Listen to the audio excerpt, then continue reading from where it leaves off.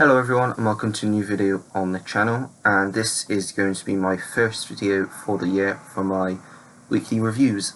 If you have been a long time watcher of the channel, you will probably know that I did used to do weekly reviews.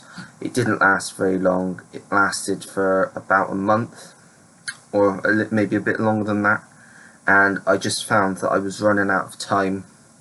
I got a job obviously, and a lot of things happened and I just stopped doing them. But it's a new year and I'm going to try and make my channel even better.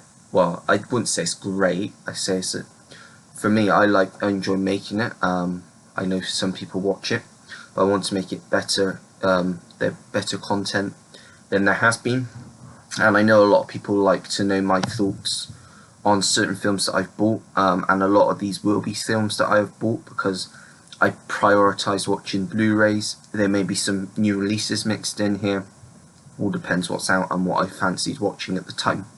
So we're going to start off from what I watched on the 1st of January. So this is going to be the 1st to the 8th this week. So it's going to be a bit different. It's going to be Saturday to Saturday, whereas normally it'll probably be Sunday to Saturday. So just a week. But got the extra day. Obviously because it was New Year's Day, and this will just be a bit different, the format for this one. But anyway, I'll start off with my first film, which is, you can read all of these reviews, written reviews if you would like, on my Letterboxd account, which is opeters20. There will be a link down below, as there is in most of my videos. But the first film I decided to watch of the new year was Tequila Sunrise, which is a film from the late 80s, and I hadn't actually heard of this film until I bought the Blu-ray about a month ago, and I bought it primarily based upon the cast of the film, and it's a crime thriller from the late 80s, and I personally love most of the films that were made at that time that are like in the veins of Lethal Weapon and Beverly Hills Cop. This isn't, there are comedic elements to this, but it doesn't play heavily on the comedic side. It is more of a crime thriller. And the film follows Mac, who is played by Mel Gibson, and he's a drug dealer who is trying to go clean, and he is best friends with Nick, who's played by Kurt Russell, and he also happens to be the new head of narcotics, and as I say, he's also close friends with Mac, and they both fall for the same woman, Joanne, who is played by Michelle Pfeiffer, who owns a restaurant that they both visit frequently. And I just thought overall that it was a highly entertaining film. It's not quite at the level that it could be, but the first 30 minutes are a bit dull, a bit slow, hard to get into. But once the film gets going, it is great. It is what I would class as a typical 80s thriller. It's got a great soundtrack and good performances from all three of its leads. So I would definitely recommend checking this out if this is your type of film. I personally gave Tequila Sunrise 3.5 stars out of 5. Going on to my next film, which isn't a film per se, it is more of a documentary film, and that is the Harry Potter 20th Anniversary Return to Hogwarts. So Harry Potter has and always will hold a special place in my heart. They are films that I have watched throughout the whole of my childhood. I have grown up with these films. I've watched these films numerous times, and I just love them. I love what they stand for. They're just some of the great, probably a group of the greatest films from the last 20 years, in my opinion. And when I heard that they were going to do a reunion, I knew it was going to be special, and that it was going to be something that I had to watch just to see all of the cast back together in the same room again after 20 years. And I will say this was a very emotional reunion documentary, and it was great to see everyone back together for basically the first time in 10 years.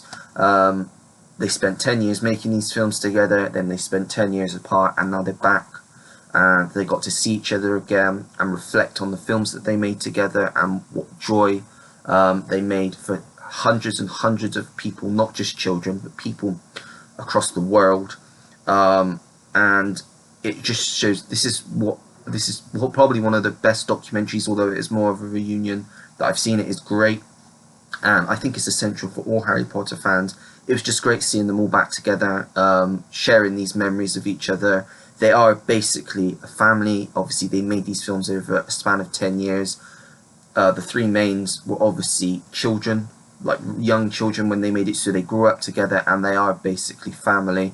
And it was just a lovely documentary to watch. I did tear up in parts. I would definitely recommend this to all Harry Potter fans because I thought it was fantastic. So next up is a romantic drama starring Zac Efron, and that is Charlie St. Cloud. I didn't really know too much about the plot of this going into it, and personally I will say I think that is the best way to go into this film without knowing anything about it, because I think it will surprise you more and it will have much more of an emotional impact if you watch it without knowing anything about it, just going into it completely blind. Without saying too much about the story, because I don't want to get into the story, as I say, I feel that that is the best way going into this film. It is a romantic drama, which, as you know, is one of my favourite genres. I do tend to go towards these types of films. And it stars Zac Efron, who plays the titular character, Charlie St. Cloud. And he's just trying to find purpose in his life after a significant event happened earlier in his life that has basically changed the way that he sees things, and I just think personally it's a great film. It probably didn't do well when it came out, it probably was critically panned, but it is my type of film, and I think if you like these types of films you will enjoy it. I think it's a great film and it does exactly what it wants to do. It's basically, it plays exactly out the way that it should. It leaves the audience, specifically I was left in tears throughout the film, and it has to be a really good, impactful film for that to do it, you know. And I think for me personally it's one of the best romantic dramas that I've seen in quite a while, and it has a great twist which I didn't see coming. You may see coming if you watch it, but I personally didn't see coming, and I'm usually quite good at seeing twists coming, and it's always good in a romantic drama in a film like this, so I did thoroughly enjoy it. By the way, I forgot again, I gave Harry Potter 4. I also gave Charlie St. Cloud 4 stars out of 5. So that is Charlie St. Cloud. And that was watched on the 3rd. Harry Potter watched on the 2nd, in case you were interested. Now on the 5th, I believe, should be right, yeah, I didn't think I watched anything on the 4th.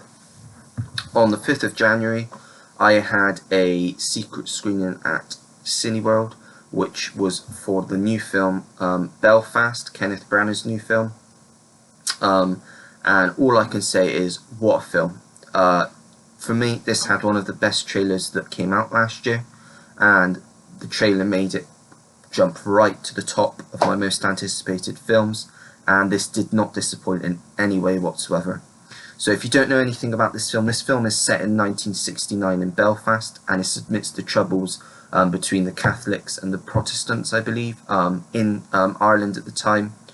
And it's about a young boy named Buddy, who's growing up around his friends and his families whilst war is going around him and threatening his home and his life in Belfast.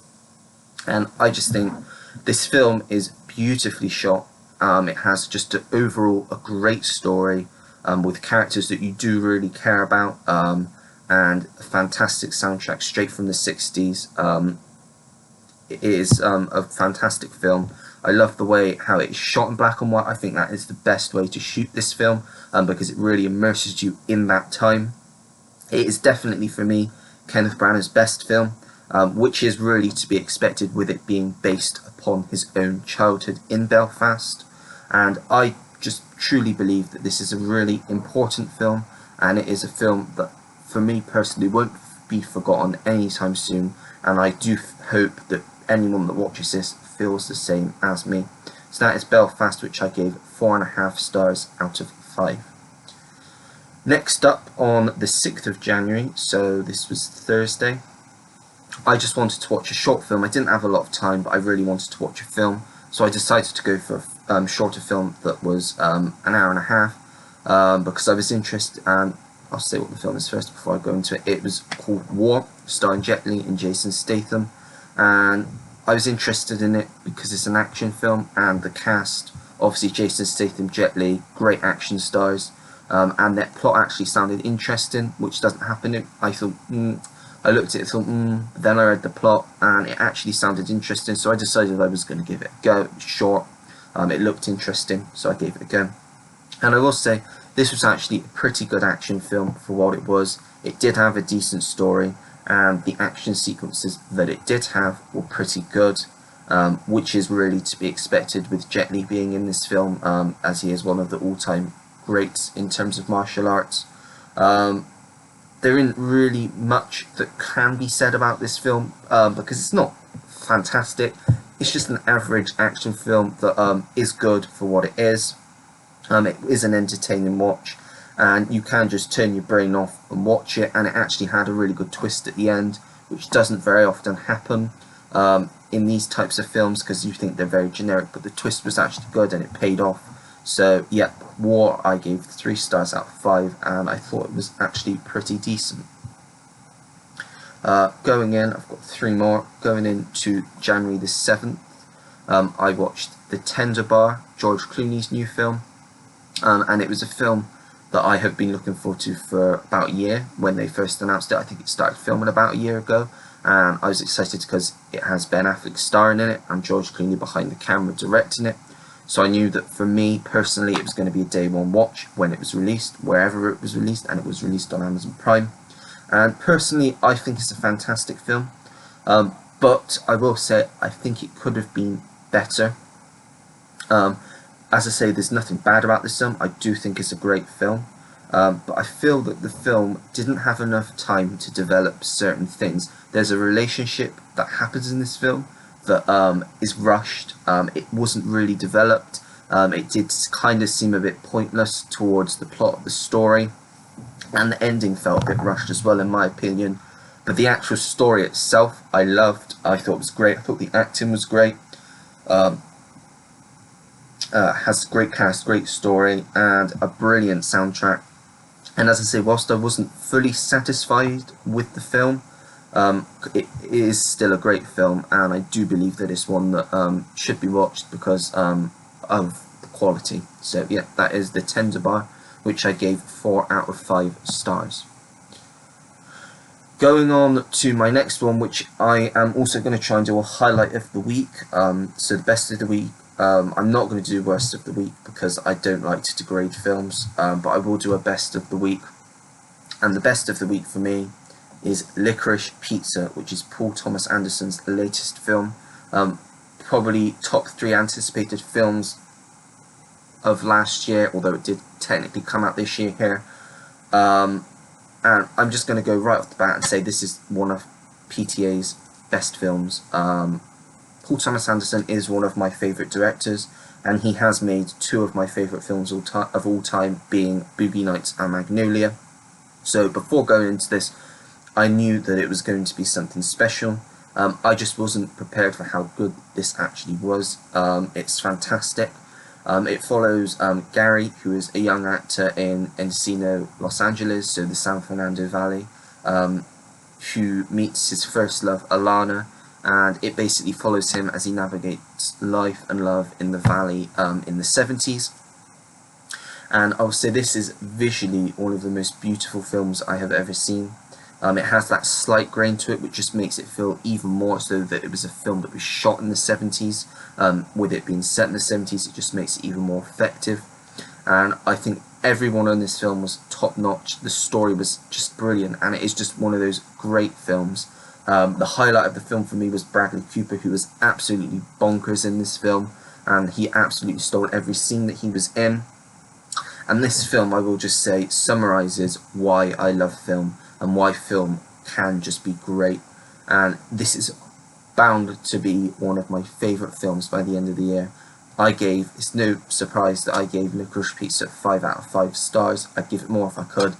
It was pretty much a perfect film. I love this film, and this is, as I say, the highlight of the week. I recommend you to go and watch this if you can, because it's just a fantastic film and very well made. And the final film which I watched this week, which I watched last night, was The Many Saints of Newark, which is the prequel to The Sopranos. And I will say, I think I would have personally appreciated this film more if I had seen The Sopranos before going in and watching this film. As far as gangster / crime films go, this was a good one. It's not great, it's not on the Goodfellas level, it's just middle of the road good, and it has got interesting characters, which I think I would have found even more interesting if I had seen The Sopranos before watching this. The story is really good. Again, I'm going to keep going back. If I'd seen The Sopranos, I may have connected to the story even more. And the soundtrack was decent, not great, but it was pretty decent. There were some good choices in this soundtrack, and the cinematography was excellent. Probably for me the highlight of the film was the cinematography. But I just couldn't help but feel like this did actually feel like a made-for-TV film. I might be the only one that feels this, but obviously with it being a prequel to The Sopranos, you can't help but feel that they're aiming this to people that watch the show, obviously. And I do feel like there were bits in it that did feel straight from a TV movie, which isn't necessarily a bad thing, but it does, for me, deduct the overall quality of the film and my overall feeling towards the film. I will say Michael Gandolfini is the image of his father, and I couldn't see anyone else have taken the role of Tony Soprano, because obviously with well, you know what I mean. It's perfect casting, really. Even though he doesn't have a big part in this film overall. I do think that if you enjoy these types of films, like your gangster mob type films, that you will have a good time watching this, because it is a good one, as I say. But I will say it is better to have more of an understanding of The Sopranos before going into it, like I found out, because I think you will just appreciate it just that bit more. So I gave The Many Saints of Newark 3.5 stars out of 5. So that is it. That is my first review video of the year. I hope you enjoyed it. I hope it was good. If you like it, make sure to give it a like so I know that I'm doing good, and I will continue doing this series. If for some reason you didn't like it, then by all means give it a dislike, but if you do choose to dislike it, I'd appreciate it if you let me know why down in the comment section below. That way I can improve on it in my next video. Don't forget to subscribe if you want to see more videos like this. Turn your notification bell on so you know when I have a new video uploaded onto the channel. And comment down below anything and everything. Have you seen any of these films that I've watched this week? If so, give me your thoughts. Also give me recommendations of what to watch next week. If you have watched any of my pickup videos, then you can give me recommendations of what ones you think I should watch. And that is it. So until next time everyone, take care, goodbye.